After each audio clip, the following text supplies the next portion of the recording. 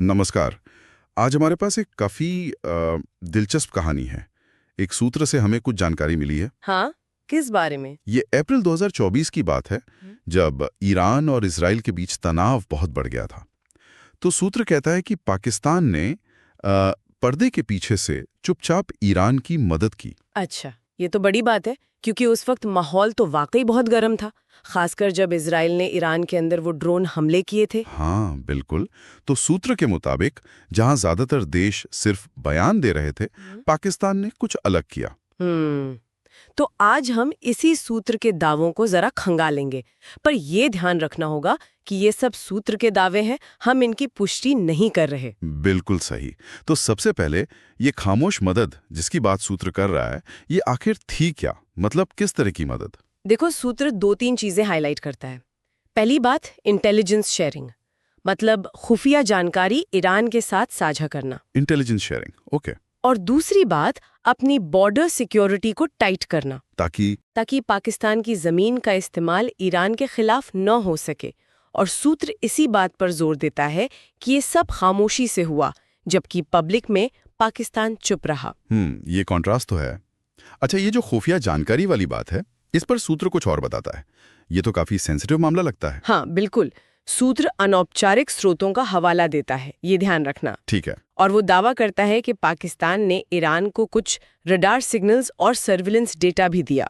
Radar signals? हाँ, लेकिन सूत्र खुद ही कहता है कि ये पक्की खबर नहीं है, मतलब अपुष्ट जानकारी है। समझ गया। लेकिन अगर इसमें जरा भी सच्चाई हुई तो इसके जियोपॉलिटिकल मायने तो काफी बड़े हो सकते हैं। बिल्कुल, ये रिश्तों की एक अलग परत दिखाएगा। ये तो हुई सरकार या एजेंसियों की बात। आम लोगों का क्या? पाकिस्तान में पब्लिक क्या सोच रही थी इस दौरान? सूत्र कुछ कहता है इस बारे में? हाँ, ये भी एक इंटरेस्टिंग एंगल है जो सूत्र उठाता है।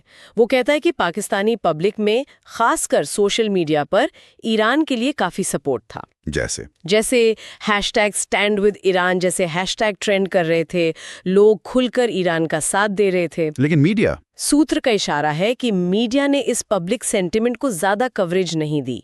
तो यहाँ भी एक गैप दिखता है, कथित सरकारी खामोशी और जनता का खुला इजहार। और क्या सूत्र में कुछ और भी दावे हैं, शायद थोड़े ड्रामेटिक किस्म की? हाँ, कुछ चीजें हैं जो थोड़ी अटकलों जैसी लगती हैं, और सूत्र भी उन्हें वैसे ही पेश करता है। मतलब? जैसे ये कहा जाता है, या अफवाह है कि रावलपिंडी और तेहरान के बीच कोई सीक्रेट कम्युनिकेशन लाइन एक्टिव थी। हॉटलाइन? अच्छा। हाँ, या फिर ये कि दोनों मिलकर इजरायली ड्रोन्स के पैटर्न को एनालाइज कर रहे थे। और एक और बात जो सूत्र कहता है कि पाकिस्तान ने ईरान को सलाह दी कि भाई, जवाब देना है तो गुस्से से नहीं, अक्ल से दो। ये बातें तो काफी नाटकीय लगती हैं। सूत्र इन्हें कंफर्म तो नहीं करता होगा? नहीं, सूत्र इन्हें कहा जाता है या ऐसी अटकलें हैं कहकर ही बताता है, इनको फैक्ट की तरह पेश नहीं करता। तो फिर सूत्र इस पूरी कहानी को किस फ्रेम में रखता है? इसका निचोड़ क्या निकालता है? देखो, सूत्र का नैरेटिव ये है कि ये दोस्ती और मुस्लिम भाईचारे की मिसाल है। अच्छा। एक ऐसी कहानी जहां पाकिस्तान ने कथित तौर पर दुनिया के शोर शराबे से अलग हटकर, बिना किसी दिखावे के, चुपचाप अपने दोस्त ईरान का साथ दिया। मतलब सुर्खियों से परे एक अलग ही कहानी गढ़ने की कोशिश है ये। हाँ, बिल्कुल। सूत्र एक ऐसी तस्वीर पेश कर रहा है जिसमें एकजुटता पर्दे के पीछे दिखाई गई, बिना किसी ढिंढोरे के। सही कहा। और ये वाकई एक अहम सवाल खड़ा करता है। क्या? यही कि अंतर्राष्ट्रीय रिश्तों में जो हमें दिखता है, जो आधिकारिक बयान होते हैं, क्या हमेशा वही पूरी सच्चाई होती है? बिल्कुल। ये सूत्र, चाहे इसके दावे सच हों या ना हों, हमें ये सोचने पर मजबूर जरूर करता है कि कैसे दोस्ती और समर्थन की कहानियां अक्सर सतह के नीचे भी मौजूद हो सकती हैं, या कम से कम उन्हें इस तरह से भी देखा या दिखाया जा सकता है। एक दिलचस्प नजरिया है सोचने के लिए।